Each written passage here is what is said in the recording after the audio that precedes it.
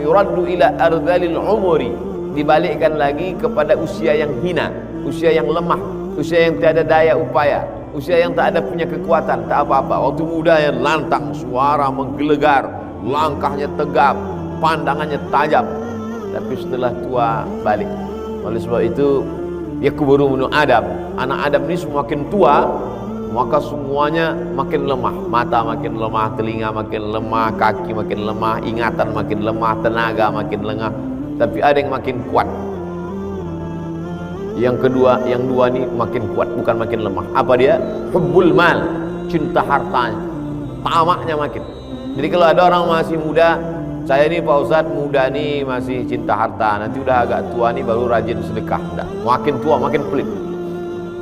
Surat tanah itu sampai lapu. Lalu kemudian yang kedua adalah yang makin menjadi-jadi pada diri manusia ini adalah hubbud dunia. Makin cinta kepada dunia, makin takut mati, makin ngeri. Nah, itu yang ngomong bukan saya, hadis sahih Bukhari, Nabi Muhammad SAW. Oleh sebab itu yang pertama kali dihilangkan itu adalah cinta kepada dunia. Cinta kepada dunia inilah induk dari segala macam dosa. Ra'su kulli khati'atin, induk dari segala dosa adalah cinta dunia. Kenapa orang korupsi? Cinta dunia. Kenapa orang makan harta orang dengan cara batil? La ta'kulu amwalakum bainakum bil batil. Jangan kamu makan harta orang dengan cara batil. Cinta dunia. Kata Nabi SAW, di akhir zaman nanti kamu tak punya kekuatan seperti makanan ala qas'atiha, dalam piring yang besar. Lalu kemudian orang merebut, menarik kepalanya, menarik kakinya, menarik lehernya, habis. Aqillatun nahnu yawma idzin ya Rasulullah. Apakah waktu itu jumlah kami umat Islam ini sedikit ya Rasulullah? Kata Nabi, bal antum kasirun. Jumlah kamu banyak, kamu ramai. Lakinnakum ghutha'un ka ghutha'is sail. Tapi kamu seperti buih di tengah lautan. Persis yang disampaikan Nabi 14 abad itu seperti sekarang. Kita ini ramai, tapi terombang-ambing, dipukul ombak, dipas gelombang, tak ada kekuatan. Apa yang membuat kami lemah waktu itu ya Rasulullah? Kata Nabi, asabakumul wahnu. Kamu kena penyakit wahan. Apa itu ya Rasulullah? Hubbud dunia, cinta kepada dunia. Wa karahiyatul maut, kamu terlalu takut pada kematian. Padahal mati itu tetap juga datang. Aina ma takunu, dimanapun kamu berada, yudrikkumul maut, kematian pasti akan datang kepada kamu. Walau kuntum fi burujim muhayyadah, walaupun kamu berada di kotak kokoh, dibuat kotak kayu, masuk ke dalam kamu paku, kematian tetap juga akan datang menjemput kamu. Dulu Michael Jackson membuat satu kotak, kata dia kalau masuk di dalam tak masuk malaikat maut, mati juga. Oleh sebab itu maka kita ini tidak pula membahas mati ini menjadi terlalu berani kepada mati, tidak pula terlalu takut pada mati. Ini di samping saya ini Ustaz Irawan Taqwa, senior saya di Mesir, dia sampai 97, saya 98. Tapi kalau malaikat maut datang, tidak melihat tahun kedatangan, bisa jadi saya duluan. Oleh sebab itu maka saya hampir setiap ini beberapa hari ini memposting sahabat-sahabat yang meninggal dunia di IG.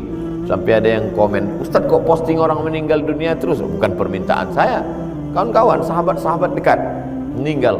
Satu angkatan di Palembang ini sama-sama ke Mesir kami. Dr. Toto Haryanto meninggal dunia, tak ada sakit-sakit, pulang tausiah, sedang di masjid itu lah. Oleh sebab itu maka ketika umur masih ada, sempat-sempatkanlah beramal, paksa-paksakan sebelum tidur malam sholat witir dulu agak 3 rakaat. Sebelum tidur malam sempat-sempatkan berwudu. Kalau tak dipaksakan, kalau cerita lelah, capek, letih, tidak, paksakan wudu dulu. Habis wudu bentang sajadah, usolli sunnatal witri 3 rakaatin lillahi ta'ala, Allahu akbar. Nanti malam bangun tinggal tahajud saja. Paksa-paksakan, pasang jam weker itu, bangun. Kalau tak bisa jam 2 karena tak kuat, jam 4 bang. Jam 4 masih bisa sholat tahajud 8 rakaat ayatnya. Lalu kemudian sempatkan sebelum azan subuh itu beristighfar, berselawat. Tak tahu kita entah kapan kematian itu datang. Ketika mau tidur malam, miringkan badan ke arah kiblat, persis macam miringnya kita di liang lahat. Pas macam di liang lahat, bismika Allahumma ahya wa amut. Memang siap-siap mati. Pas kita mengatakan wa amut, matilah itu.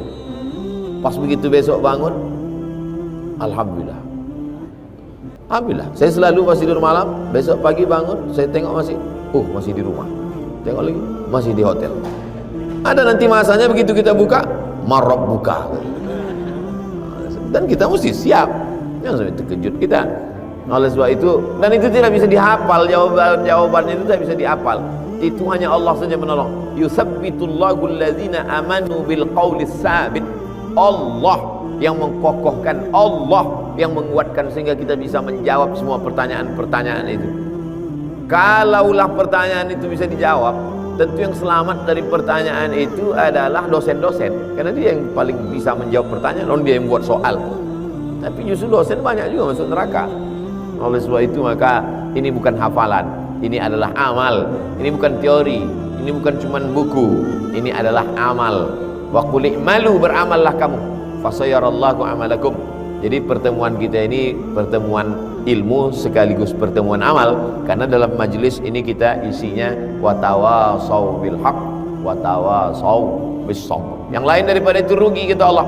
Innal insana lafi khusr. Semua manusia ini rugi. Illal ladzina amanu, kecuali orang yang beriman, wa amilus solihati, beramal soleh, watawasau bil haqqi watawasau bis sabr. Karena ada orang beriman tapi tidak amilus solihati. Ada orang yang amilus solihati tapi tidak beriman. Dua-duanya rugi. Yang untung itu beriman dan beramal soleh. Ada pula orang beriman, beramal soleh tapi tak ngajak-ngajak orang lain. Itu juga rugi. Maka dalam Islam diajarkan beriman, beramal soleh, ngajak orang lain. Watawasau bil haq, watawasau bis sabr. Saya paham musim pandemi ini semuanya putus. Maulid-maulid, majelis-majelis putus. Majelis taklim, pengajian ibu-ibu stop. Arisan tetap lanjut.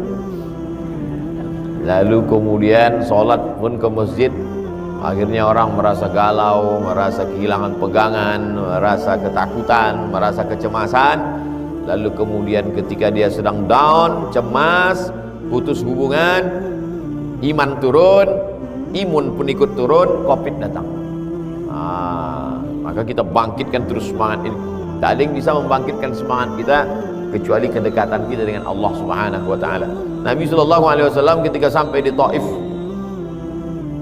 tidak disambut dengan tala'al badru alaina, tak disambut dengan marhaban ya nurul aini.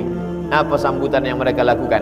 Lemparan batu, kayu, berdarah tapak kakinya sampai basah terompah sendal Nabi sallallahu alaihi wasallam. Apa kata Jibril alaihissalam? Seandainya menetes darah tapak kakimu itu jatuh ke tanah, wahai Muhammad sallallahu alaihi wasallam, kuratakan Taif itu dengan tanah. Nabi sapu darah di kakinya itu, jangan sampai menetes ke tanah. Saking sayangnya dia kepada manusia. Lam ub'ats la'anan, aku tak pernah diutus menjadi tukang laknat untuk menghancurkan manusia. Disapunya darah yang menetes dari tumitnya itu supaya jangan sampai menetes ke tanah. Takut dia Jibril meratakan penduduk Taif. Andai saya tuh, saya pijak-pijakkan tumit saya ke tanah dan diratakannya sekalian, rasakan semua. Tapi Nabi itu rahmatan lil alamin. Apa kata Nabi mengadu kepada Allah? Ilaika ashku dha'fa quwwati, kepada engkau saja aku mengadukan kelemahanku ya Allah, wa qillata hilati, ketidakberdayaanku ya Allah, wa hawani bainan nas, aku hina sekarang ini, aku rendah sekarang ini ya Allah. Abu Talib meninggal dalam keadaan sulit, dalam keadaan kesusahan. Khadijah meninggal. Diharapkan orang Taif ini yang menolong, orang Taif melempar dengan batu. Akhirnya tak ada tempat bergantung kecuali kepada Allah. Tapi sebetulnya kalau dilihat dari perjalanan hidup itu, Nabi sedang mengajarkan kepada kita supaya kita jangan bergantung kepada manusia. Allah bukan mau menegur Nabi Muhammad, Maha Suci Allah. Allah sedang menegur kita melalui Nabi Muhammad SAW. Allah mau ingin mengatakan, jangan kau bergantung kepada Abu Talib, jangan kau bergantung kepada Khadijah. Tapi bukan Nabi Muhammad yang ditegur. Nabi Muhammad itu manusia suci, maksum. Yang ditegur itu kita. Jangan bergantung kepada manusia, jangan bergantung kepada benda, tapi bergantunglah kepada Dia. Ya Hayyu ya Qayyum, astaghiitsu bi rahmatik. Ya Hayyu, engkau yang maha hidup. Ya Qayyum, engkau yang maha mengatur alam semesta,